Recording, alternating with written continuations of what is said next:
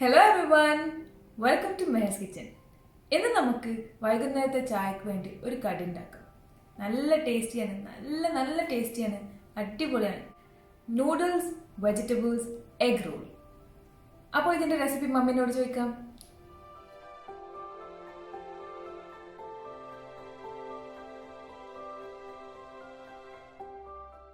അപ്പോൾ ഇൻഗ്രീഡിയൻസ് നോക്കാം.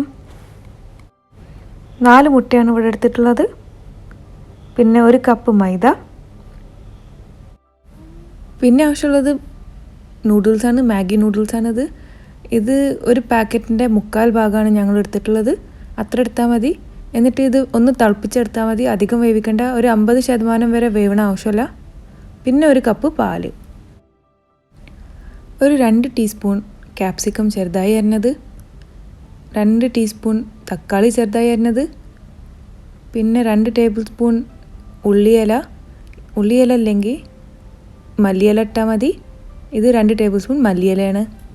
ഇതെല്ലാം നിങ്ങൾ ആവശ്യത്തിനനുസരിച്ചിട്ട് ഇട്ട് കൊടുത്താൽ മതി. പിന്നെ ഒരു പാക്കറ്റ് മാഗിൻ്റെ പൗഡർ, ആവശ്യത്തിന് ഉപ്പ്, ഒരു ചെറിയ ടീസ്പൂൺ ചില്ലി ഫ്ലേക്സ്, 1/4 ടീസ്പൂൺ മഞ്ഞൾപ്പൊടി. ആദ്യം മൈദ മാവ് കലക്കി വെക്കാം. മൈദയിലേക്ക് കുറച്ച് ഉപ്പിട്ട് കൊടുക്കാം. ഇതോടൊപ്പം തന്നെ ഇതിലേക്ക് മല്ലിയില ഇട്ട് കൊടുക്കാം. പിന്നെ കുറച്ച് ഉള്ളിയില ഇട്ട് കൊടുക്കാം.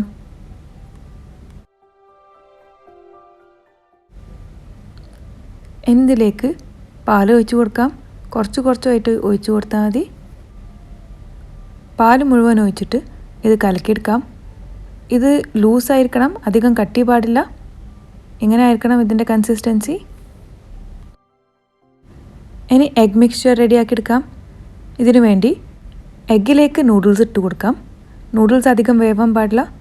പിന്നെ ഇതിലേക്ക് മഞ്ഞൾ ഇട്ട് കൊടുക്കാം. മഞ്ഞൾ ഒരു കളറിന് വേണ്ടിയിട്ടാണ്. ചില്ലി ഫ്ലേക്സ് ഇട്ട് കൊടുക്കാം ആവശ്യത്തിനനുസരിച്ചിട്ട്. പിന്നെ മാഗിൻ്റെ പൗഡർ ഇട്ട് കൊടുക്കാം. മാഗിയിൽ ഉണ്ടാവുന്ന പൗഡറാണത്.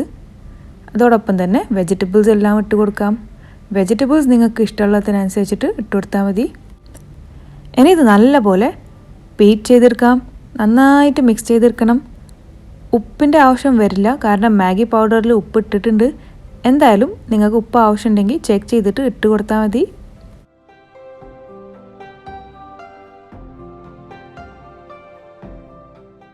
ഇനി റോൾ ഉണ്ടാക്കാം. ഒരു പാൻ ചൂടാക്കിയിട്ട് അതിലേക്ക് കുറച്ച് എണ്ണ അങ്ങനെ തേച്ച് കൊടുക്കാം. തീ നല്ല ലോ ആയിരിക്കണം. ഇനി ഇതിലേക്ക് എഗ് മിക്സ്ചർ ഒഴിച്ച് കൊടുക്കാം. 1-1.5 തവി ഒഴിച്ച് കൊടുത്താൽ മതി. എന്നിട്ട് നന്നായിട്ട് സ്പ്രെഡ് ചെയ്തെടുക്കാം. എഗ്ഗ് ഒഴിച്ച് കഴിഞ്ഞാൽ ഇതൊന്ന് വെന്ത് കിട്ടിയാൽ മതി. കുറേ ഹാർഡാവാൻ പാടില്ല.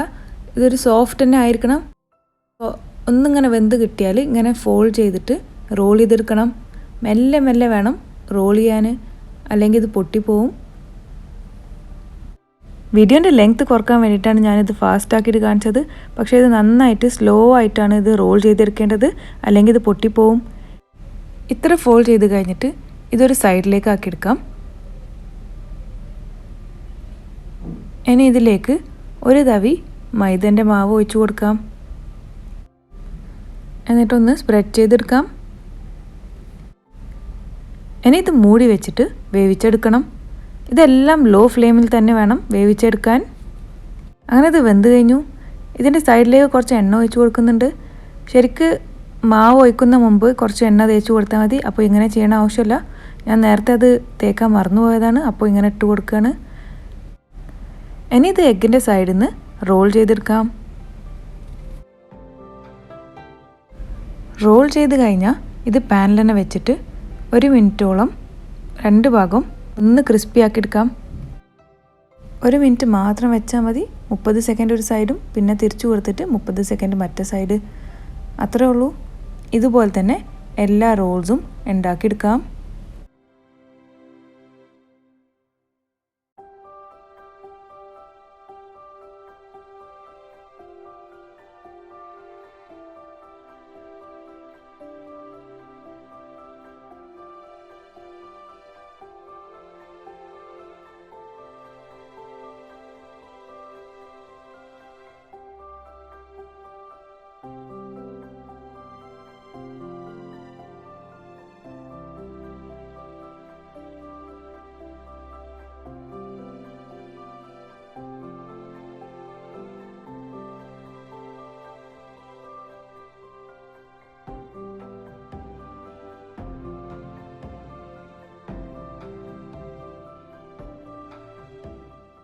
അങ്ങനെ noodles and veg egg role റെഡിയാണ്.